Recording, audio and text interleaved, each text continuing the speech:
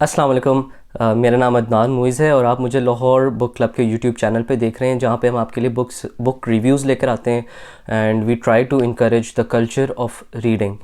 तो आज जो मैं एक बुक का रिव्यू करने वाला हूँ, वो बुक एक बहुत ही इंटरेस्टिंग बुक है, बहुत ही इंसाइटफुल बुक है। और जिससे एक 7 habits of highly effective people जो बुक थी, उसके अंदर एक कहते हैं कि पैराडाइम शिफ्ट का एक उसने कॉन्सेप्ट इंट्रोड्यूस किया था स्टीफन कोवे ने।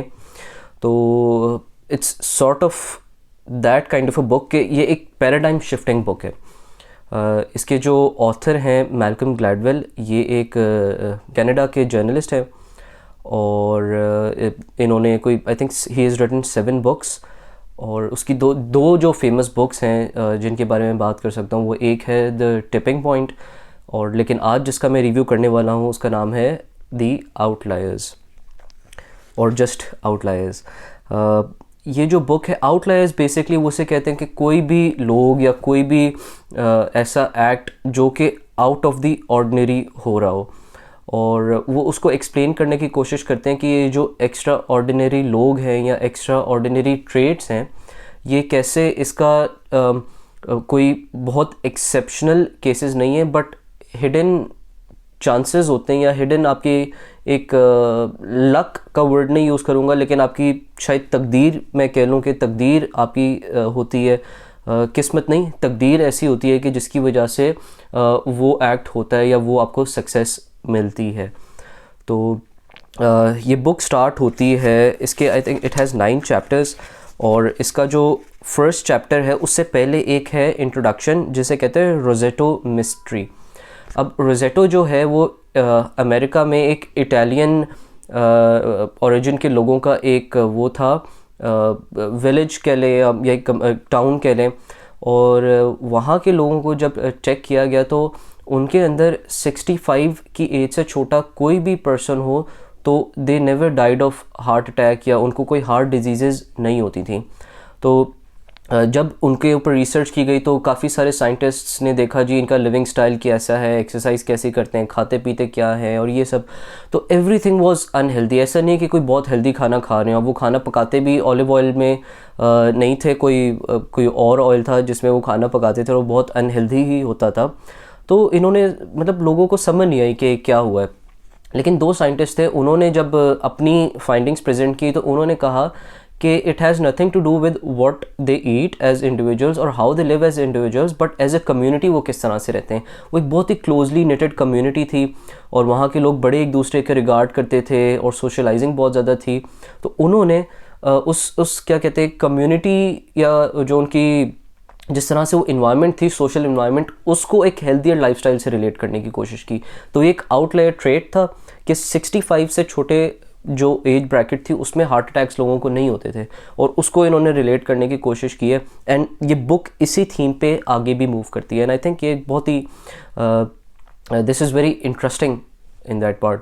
इंटरेस्टिंग का वर्ड आज मैं दोबारा बहुत ज़्यादा यूज़ करूँगा, जैसे मैंने कुछ टाइम पहले जब मैं वो 9 लाइव्स ऑफ पाकिस्तान का रिव्यू कर रहा था तब भी मैंने किया था, बिकॉज़ ये बुक भी बहुत इंटरेस्टिंग है।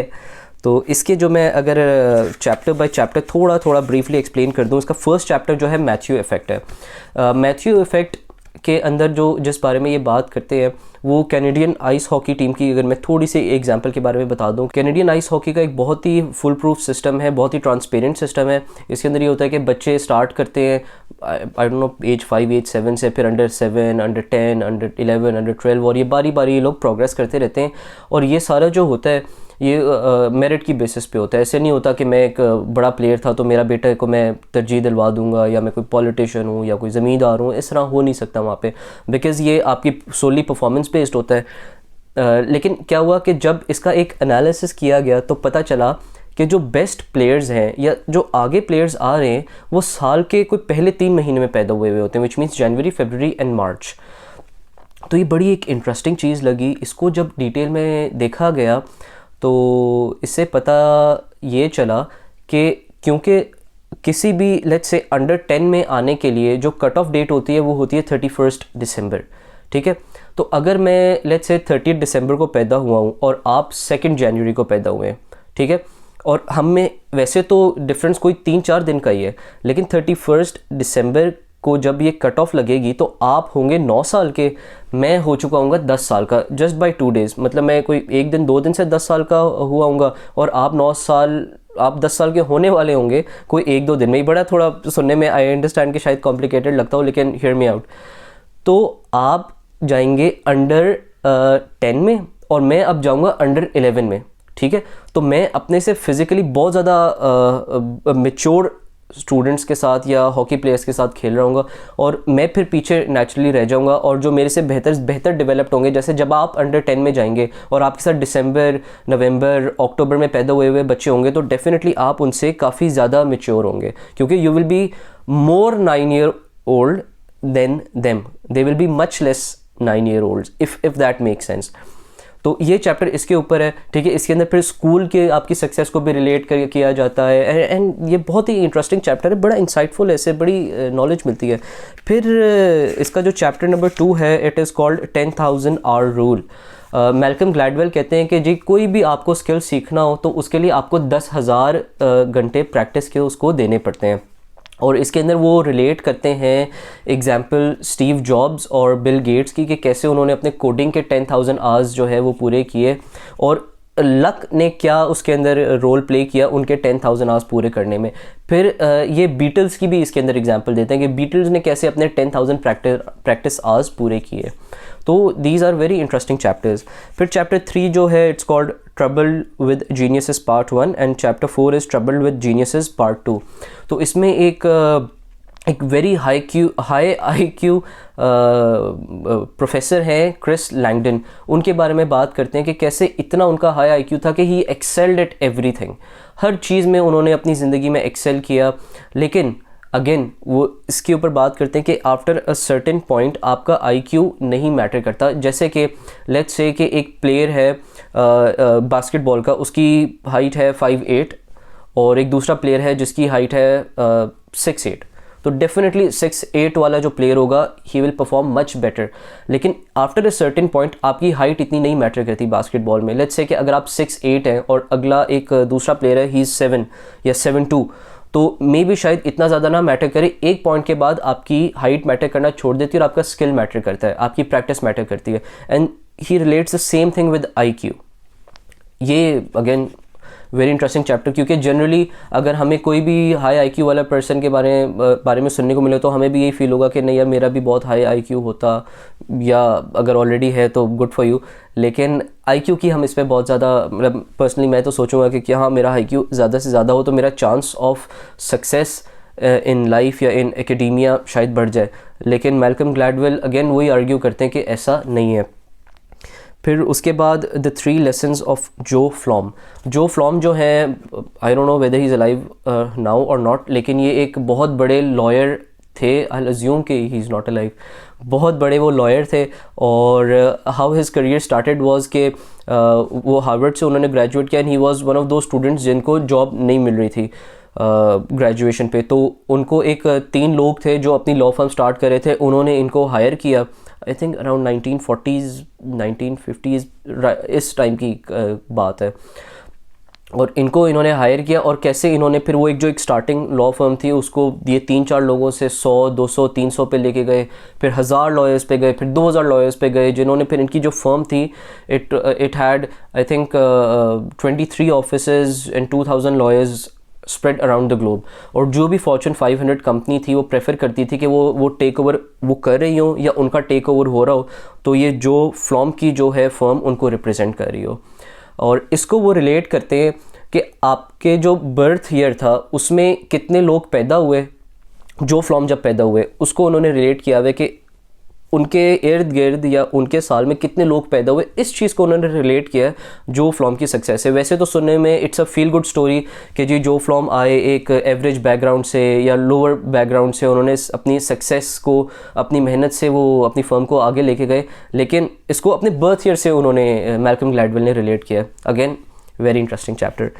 फिर उसके बाद जो उसका पार्ट 2 शुरू होता है, उसके अंदर हार्लन केंटकी के बारे में एक है चैप्टर जिसका नाम है die like a man like your brother did. तो इसमें वो ऑनर को रिलेट करते हैं, जिसे कहते हैं कल्चर ऑफ ऑनर। इसको रिलेट करते हैं आपके फैमिली तो नहीं, आपका एक मैं कहूँगा कि एक बिजनेस बैकग्राउंड से, कि जो शेफर्ड्स होते हैं और जो फार्मर्स होते हैं, इनके ट्रेड्स क्या होते हैं, और जब आप इन दोनों में से किसी भी प्रोफेशन में होते हैं तो आपकी लाइफ और आपका कल्चर किस तरह से डेवलप होता है इन टर्म्स ऑफ ऑनर। तो ये मैं इसलिए इसके बारे में ज़्यादा नहीं बात करना चाह रहा कि I will give too much away about this chapter, और I would want you to read it, और मैं समरी ऑब्वियसली इसकी नहीं प्रेजेंट करना चाहता। फिर नेक्स्ट चैप्टर जो है the ethnic theory of plane crashes. इसके अंदर मैल्कम ग्लैडवेल आर्ग्यू करते हैं कि प्लेन क्रैशेस जो होते हैं ये फिल्मों में होते हैं कि जी जहाज़ उड़ रहा है और ठा करके एकदम से इंजन फट गया, ये रियल लाइफ में ऐसे नहीं होता है। और इसमें he tries to relate plane crashes with the ethnic background of the people involved in running the operations of airplanes। और इसके अलावा इसमें बात करते हैं कि लैंग्वेज बैरियर जो होता है कोई भी दो लोगों के बीच में, लेट्स से मैं अगर उर्दू स्पीकिंग हूँ और अगर एक चाइनीज़ स्पीकिंग है, तो डेफिनेटली हम शायद इंग्लिश में बात तो कर लें, या अगर उसने उर्दू सीखी हुई है या मैंने चाइनीज़ सीखी हुई है, हम बात तो कर लें, लेकिन नेवरदलेस एक लैंग्वेज बैरियर रहेगा। और ये कैसे रिलेट करता है प्लेन क्रैशेस के साथ, तो अगेन ये भी बहुत अच्छा चैप्टर है। इसके बाद है चैप्टर का नाम राइस पैडीज़ एंड मैथ टेस्ट्स। तो इसके अंदर वो कहते हैं कि जैसे चाइना है, चाइना के बारे में बहुत ज़्यादा कहा जाता है कि चाइना के लोग बहुत ज़्यादा मैथमेटिक्स में अच्छे होते हैं, and definitely the people and the students from China have proven that time and time again. लेकिन इसमें भी एक हिडन रोल होता है चांस का और एक कल्चर का, कि आपका कल्चर कैसा रहा है, और इसको वो रिलेट करता है राइस कल्टिवेशन से। बिलीव इट और नॉट कि आप मैथ्स में कितने अच्छे हैं, इसको वो रिलेट करते हैं कि आप राइस कल्टिवेटिंग रीजन है कि नहीं है। Again very good chapter. फिर जो चैप्टर 9 है वो है all my Marita's bargain, all my friends now are from KIPP।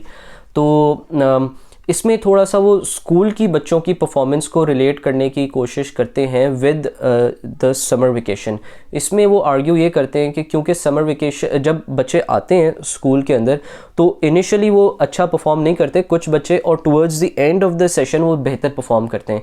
और इसमें एक समर वेकेशन का रोल होता है जो समर वेकेशन प्ले करता है, और इसको वो रिलेट करते हैं एक आपके बैकग्राउंड कैसा है, कि आप लोअर क्लास से हैं, मिडिल क्लास से हैं, या एक अपर क्लास से हैं, इसको रिलेट करते हैं वो फिर आपकी स्कूल की परफॉर्मेंस कैसी होती है। तो अगेन ये एक ऐसा एस्पेक्ट है जिसके बारे में हम सोचते नहीं हैं। तो overall this book is based on a paradigm shifting analysis of role of unknowns in our life, कि कैसे चांसेस बनते हैं डिफरेंट चीज़ों की वजह से, जिसके बेसिस पे हम सक्सेस आती है ज़िंदगी में या फेलियर आता है, या कोई ऐसे ट्रेट्स डेवलप होते हैं सोसाइटीज़ के अंदर जो इनके लिए वो सोसाइटीज़ जानी जाती हैं। तो this book from Malcolm Gladwell outliers is a very very interesting book, and I would definitely recommend कि जो भी अपने एक माइंड को ब्रॉडन करना चाहते हैं and they want to learn some amazing new things, और एक अपनी थिंकिंग एबिलिटी को बहुत सीरियसली इन्हांस करना चाहते हैं, वो ज़रूर ये बुक पढ़ें। ये बहुत ज़्यादा रिसर्च है इस बुक के अंदर, और इसके अंदर एक थियरी ये है कि आपका बर्थ ईयर कैसे मैटर करता है आपकी सक्सेस के अंदर। तो मैंने वैसे ही जस्ट आउट ऑफ क्यूरियोसिटी मैंने अमेरिकन प्रेसिडेंट्स की एजेस देखना शुरू की कि वो कब पैदा हुए थे। तो आई थिंक अब मैं शायद कंफ्यूज कर दूं, लेकिन आप भी इसको देखिएगा, जो बाइडन, बिल क्लिंटन और George Bush, I think they are born right around the same time if I am not mistaken. और जो डोनाल्ड ट्रंप हैं ये भी इन्हीं की एज के हैं। फिर जो बुश सीनियर थे उनकी एज, और उस टाइम के एक और प्रेसिडेंट हैं, अगेन मुझे अमेरिका के प्रेसिडेंट्स के नाम बड़े याद नहीं होते हैं, लेकिन उनके भी एजेस दोनों सेम ईयर में पैदा हुए थे। और करंट जो प्रेसिडेंट है आई थिंक बाइडन इज़ 76 और ट्रंप इज़ 74, ये भी सेम ईयर में पैदा हुए हैं। तो I be very interested in knowing के इनके लाइफ के अंदर जब ये पैदा हुए तब क्या उससे रिलेट करती है आप प्रेसिडेंट किस तरह बनते हैं, या बीच में कोई ऐसे इंसिडेंट्स आते हैं जिसकी बेसिस पे आपकी एक कैरेक्टर के अंदर, कोई आपकी पर्सनालिटी के अंदर कोई ऐसे ट्रेड्स डेवलप हुए हैं जिसकी बेसिस पे ये लोग प्रेसिडेंट बने। ये शायद आपको भी ना समझ आए, लेकिन जब आप इसका 10,000 आवर्स वाला चैप्टर पढ़ेंगे या मैथ्यू इफेक्ट वाला चैप्टर पढ़ेंगे तो may be you will understand a bit better कि मैं किस बारे में बात करने की कोशिश कर रहा हूँ। तो ये था मेरा आज का रिव्यू। एक रिक्वेस्ट मैं बस एंड में करता जाऊं कि मुझे काफ़ी सारे लोग, जब मैं अब बुक रिव्यूज़ डाल रहा हूं तो पीपल रिक्वेस्ट मी कि मैं उनको अपनी बुक लेंड कर दूं और वो पढ़ के मुझे वापस कर देंगे। तो प्लीज़ मुझसे रिक्वेस्ट ना क्या करें, बिकॉज़ मेरी बुक्स जो है मेरे लिए बड़ी डियर होती हैं एंड मुझे किसी को भी देने में प्रॉब्लम ये होती है कि मुझे वापस नहीं मिलती हैं। I have lost lot of books that way and I don't want to lose any more books. Having said that, इसका एक और भी फ़ायदा होता है कि जब आप अपनी बुक जाके ख़रीदेंगे तो वो जो बुक सेलर्स हैं इनको भी एडवांटेज होगा, जो कम ऑर्गेनाइजेशंस हैं, जो लोग वहाँ पे काम करें उनको तो फ़ायदा होगा ही होगा, और साथ साथ राइटर्स जिन्होंने इतनी मेहनत की होती है बुक्स लिखने के पीछे, they will get their royalty as well. तो I would highly encourage you कि अपनी किताबें ख़रीदें, ठीक है। अपने घर में एंटरटेनमेंट डिवाइसेस से ज़्यादा बुक्स रखें प्लीज़।